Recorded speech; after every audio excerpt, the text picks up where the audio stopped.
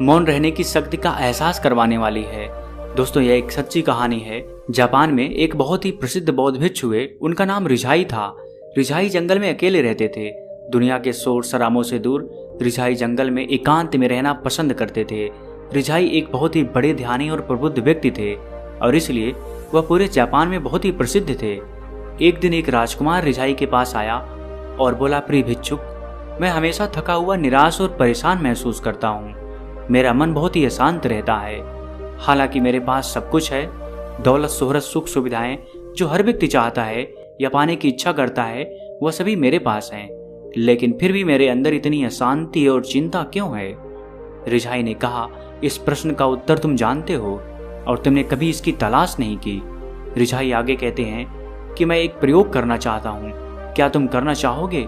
इस प्रयोग के बाद तुम्हारे जीवन में किसी भी तरह की अशांति और चिंता नहीं रहेगी। यह सब सुनकर राजकुमार बहुत हैरान हुआ। उसने रिझाई से कहा, बताइए मुझे क्या करना है? अपने मन की शांति के लिए मैं कुछ भी करने को तैयार हूँ। भिक्षु रिझाई ने एकदम शांत स्वर में कहा, अगले 10 दिनों तक तुम मेरे आश्रम में रहोगे और एक सामान्य व्यक्ति की तरह अपना जीवन यहाँ व्यतीत करोगे और इन 10 दिनों तक तुम एकांत में रहोगे, अकेले मौन में बैठोगे। राजकुमार भिक्षु की बात से सहमत हो गया। पहले दिन राजकुमार को लगा कि उसका मन सामान्य से अधिक अशांत और विचलित है।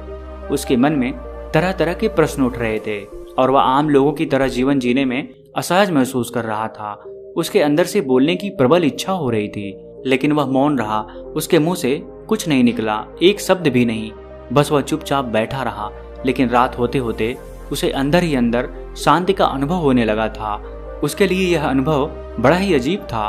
वह खुद से पूछ रहा था कि वह अंदर ही अंदर खुशी महसूस कर रहा है और उसकी आंतरिक बेचैनी और चिंता कम सी होने लगी थी।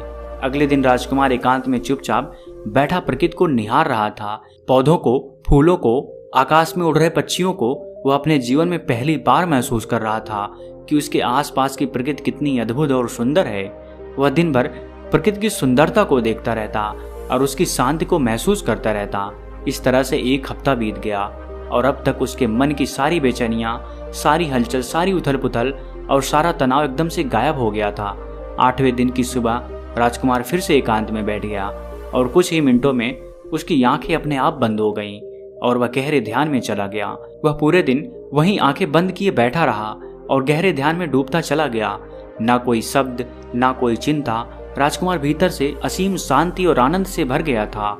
राजकुमार अपने बाकी के 2 दिन इसी तरह गहरे ध्यान में व्यतीत करने के बाद अगले दिन भिक्षु रिझाई के सामने प्रस्तुत हुआ और रिझाई को प्रणाम करके बोला, हे परम आदरणीय भिक्षुक, मेरे सारे सवालों का उत्तर मिल गया है। मैं इतना उथल पुथल और चिंता में क्यों जी रहा था, मैं जान गया कि मेरा मन इतना अशांत और विचलित क्यों था। रिझाई ने मुस्कुराते हुए पूछा, बताओ क्या उत्तर मिला तुम्हें?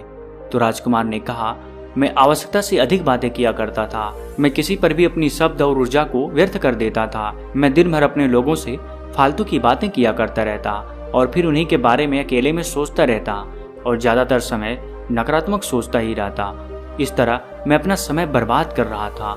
ज्यादा बोलने और नकारात्मक सोचने की वजह से मेरा मन अशांत और बेचैन हो गया था और इस वजह से मैं किसी भी चीज पर ठीक से काम नहीं कर पा रहा था, जिससे कि मैं हर कार्य में असफल होने लगा था और फिर इन लगातार मिलने वाली असफलताओं की वजह से मेरा मन उदास और चिड़चिड़ा हो गया था और इसने मेरे जीवन को नष्ट कर दिया। लेकिन यह 10 दिन पूरी तरह से अलग थे। मुझे ऐसा लगा कि मैं अपना जीवन पूरी तरह से जी रहा हूँ, लेकिन इससे पहले मैं अपना जीवन गलत तरीके से जी रहा था। और मैंने यह भी सीखा कि हमें सिर्फ ध्यान करने की जरूरत नहीं है। ध्यान अपने आप हो जाता है जब हम स्थिर, शांत और मौन में होते हैं। ध्यान के पिछले कुछ दिनों के दौरान मैंने जो पहली चीज सीखी है वह यह है कि मनुष्य के जीवन की सबसे महत्वपूर्ण घटना स्वयं को जानना है। यह सुनकर रिझाई ने कहा, सिर्फ तुम ही नहीं, दुनिया में ज्यादातर लोग जरूरत से ज्यादा बोलते हैं। आज भी लोग ज्यादातर समय केवल एक दूसरे को नीचा दिखाने के लिए ही बोलते हैं। कुछ लोग ना चाहते हुए भी बातें करते हैं और अपना जीवन बर्बाद कर लेते हैं। कहानी पर वापस लौटते हैं। रिझाई ने राजकुमार को मौन का महत्व समझाते हुए कहा, एक बार गौतम बुद्ध से उनके शिष्यों ने पूछा, हे बुद्ध, आप ज्यादातर समय चुप क्यों रहते हैं? बुद्ध ने कहा, क्योंकि मौन में मैं अपने भीतर अनंत शांति की गहराइयों में होता हूँ। मौन अपने भीतर उतरने की पहली सीढ़ी है। मौन के बिना खुद को जानना असंभव है। स्वयं को जानने और समझने का पहला नियम है मौन हो जाओ।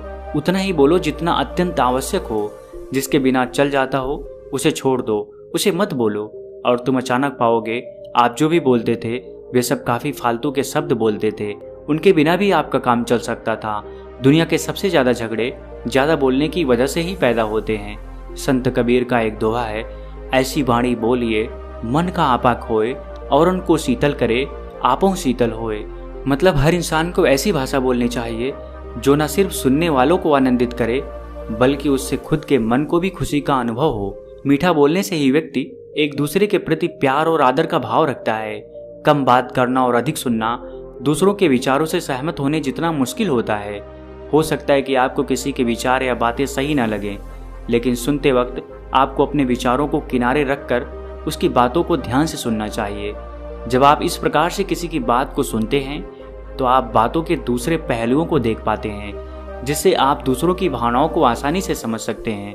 यदि आप इस आदत को अपनाना चाहते हैं तो पहले आपको कम बोलना सीखना होगा। कम बोलने से ज्ञान बढ़ता है। जो ज्यादा बात करते रहते हैं वे अपनी जानकारी से अधिक कह जाते हैं और बातें आधी झूठ होती हैं, जबकि जो लोग सुनने में दिलचस्पी लेते हैं वे सभी की बातों को बड़े ही ध्यान से सुनते हैं। इस कारण उन्हें सभी से कुछ न कुछ सीखने का मौका मिलता है। सुनने वालों को यहाँ दो बातों का फायदा होता है। पहला, उसे नई जानकारी मिलती है और दूसरा, वह मिली जानकारी का अच्छी तरह से उपयोग कर सकता है। मौन होने के बाद आपको जो कुछ भी मिलेगा उसे आप जानकर हैरान रह जाएंगे। मौन होने से अर्थात कम बोलने से पछतावा नहीं होता है। जो लोग ज्यादा बात करते रहते हैं उन्हें पता ही नहीं होता कि वे क्या कहने जा रहे हैं और अक्सर बातों बातों में वे अपनी निजी जिंदगी के बारे में कह जाते हैं। इसलिए कहा जाता है कि कम बोलें लेकिन सोच विचार कर बोलें। हर एक शब्द को गंभीरता से लें। अधिकतर चुप रहने की वजह से ही हो सकता है कि लोग आपको घमंडी समझें, पर जो आपके करीबी होंगे या वे लोग जो आपको जान लेंगे तो उनकी ये गलतफहमी जल्द ही दूर हो जाएगी। इसके साथ ही जो लोग जरूरत के समय पर ही बोलते हैं वे हर बात को गंभीरता से समझते हैं। हमें तभी बोलना चाहिए जब हमें किसी चीज की ठोस जानकारी हो। कम बोलने से आपकी बात में गंभीरता होती है, जिससे कि सभी लोग आपकी बातों को सुनने में दिलचस्पी लेते हैं। कम बोलने से रिश्ते मजबूत होते हैं। जब आप किसी को ध्यान से सुनते हैं तो बात करने वाले व्यक्ति को अच्छा महसूस होता है। सुनने से दूसरों की बातों को अच्छी तरह से समझा जा सकता है। इसके साथ ही उनकी भावनाओं को महसूस किया जा सकता है, जिसके बाद अगर आप अपनी राय देंगे तो उस व्यक्ति को अच्छा लगेगा। यदि आप सोच विचार कर बात करते हैं तो लोग आपकी बातों को दिलचस्पी से सुनते हैं। ऐसा इसलिए होता है क्योंकि उन्हें पता होता है कि आप जरूरत पड़ने पर ही बोलते हैं। इसलिए यदि आप कुछ कह रहे हैं तो अवश्य कुछ जरूरी होगा। कम शब्दों में बहुत कुछ कहना। कम बात करने वालों की यह खासियत होती है कि वे लोग कम शब्दों में बहुत कुछ कह जाते हैं, जिसके कारण उनकी बात हर किसी को याद रह जाती है और किसी को उनकी बात सुनने में झिझक भी नहीं होती है। इसलिए बातों को घुमा फिरा कर करने के बजाय कम शब्दों में स्पष्ट कहें। अगर आप मौन रहते हैं तो ज्यादा सोचने और सुनने का मौका मिलता है। कम बोलने का यह भी फायदा होता है कि ज्यादा से ज्यादा समय मिल जाता है आपको किसी दूसरे की बात को सुनने का। जो जितना ज्यादा सोच समझ कर बोलता है, वहीं पर जितना ज्यादा दूसरों की बातें सुनी जाए उतना ज्यादा ही ज्ञान बढ़ता है। एक इंसान के पास इतना समय नहीं होता है कि वह हर एक काम को करके खुद को जान सके। ऐसे में कम बोलने वाले लोग दूसरों की बात सुनकर इतना कुछ ज्ञान ले लेते हैं जितना ज्यादा बोलने वाले लोग कभी नहीं ले सकते। कम बोलने वाले व्यक्ति की बात दूसरे लोग बड़े ही ध्यान से सुनते हैं। कोई भी व्यक्ति हो जो कम बोलता है तो जब भी वह कुछ बोलता है तो उसकी बात दूसरे लोग बड़े ही ध्यान से सुनते हैं। ऐसा इसलिए क्योंकि कम बोलने वाला सबसे पहले उसकी बातें सुनता है और फिर समझता है। उसके बाद वह जो बोलता है उसकी बात में दम होता है, उस बात में ज्ञान साफ नजर आता है। कम बोलने से शरीर की ऊर्जा बचती है। कम बोलने वाला व्यक्ति उस व्यक्ति से ज्यादा ऊर्जा को महसूस करता है जो ज्यादा बोलता है। बोलने में इंसान के शरीर का बहुत ही ज्यादा मात्रा में ऊर्जा का खपत होता है। इसका सामान्य सा कारण है, बोलते समय दिमाग, मुंह आदि एक साथ काम करते हैं। वहीं जो लोग कम बोलते हैं वे अपनी शरीर की बहुत सारी ऊर्जा बचा लेते हैं। कम बोलने से दिमाग तेज होता है, ज्यादा बोलने में दिमाग का ज्यादा इस्तेमाल होता है। वहीं कम बोलने में दिमाग का कम इस्तेमाल होता है। अगर ऐसे देखने को मिलता है कि जो भी ज्यादा बोलते हैं वो अपने दिमाग का कम से कम इस्तेमाल करते हैं। ज्यादा बोलना भी एक आदत होती है। जब भी कोई व्यक्ति अपनी आदत कम बोलने की कर लेता है तो उसके पास अपने काम को करने का बहुत ही ज़्यादा समय मिल जाता है। कुछ लोग ऐसे भी होते हैं जो कहते हैं कि उनके पास काम करने के लिए समय नहीं होता है। ऐसे में उन्हें कम बोलने की आदत अपना लेनी चाहिए। जिस दिन कम बोलने की आदत हो जाएगी उस दिन से अपने जरूरी काम को करने का आपको अधिक समय मिल जाएगा। कम बोलने से समाज में इज्जत बढ़ती है। जो भी व्यक्ति कम बोलता है उसको दूसरे बहुत ज़्यादा पसंद करते हैं। इस समय हमें आसानी के साथ ज़्यादा बोलने वाले व्यक्ति मिल जाएंगे, लेकिन कम बोलने वाले व्यक्ति बड़े ही मुश्किल से मिलते हैं। जो भी कम बोलता है इसका मतलब है कि वह बस उतना ही बोलता है जितना जरूरी हो। इस तरह से वह किसी दूसरे को अपनी बातों में उबाता भी नहीं। कम बोलने वाला दूसरों की बातों को बड़े ही ध्यान से सुनता है। ऐसे लोग दूसरों को अच्छे से जान पाते हैं। बहुत सारे लोग ऐसे होते हैं जो सामने वाले की बातें ठीक से सुनते भी नहीं हैं और अपनी ही बातें बताने में लग जाते हैं। तो ऐसे में सामने वाला इंसान आपसे और आपकी बातों से बोर होने लग जाता है। पर जब आप कम बात करते हैं और सामने वाले की बात को बड़े ही अच्छे से सुनते हैं, तब आप सामने वाले व्यक्ति को, उसके मन को, उसके विचारों को और उसके नज़रियों को अच्छे से समझ पाते हैं। सामने वाले व्यक्ति की बातों को ध्यान से सुनने पर वो भी आपसे खुश और प्रभावित हो जाता है। कम बोलने से किसी भी तरह का नुकसान नहीं होगा। ज़्यादा बातें करने वाले लोग बातों बातों में ही वह बोल जाते हैं जो उन्हें नहीं बोलना चाहिए था, और ऐसा करके वे खुद को बाद में नुकसान कर देते हैं। मान लो अगर आपसे कोई किसी चीज़ की मांग कर रहा है और आप बिना सोचे समझे उसकी बातों में आकर आपने उसे हाँ कर दी, और बाद में जाकर आपको पता चला कि इसमें आपका ही नुकसान है, तो तब आप क्या करेंगे? अगर आप कम बात करते हैं तो आपकी बुद्धि ज़्यादा स्थिर रहती है।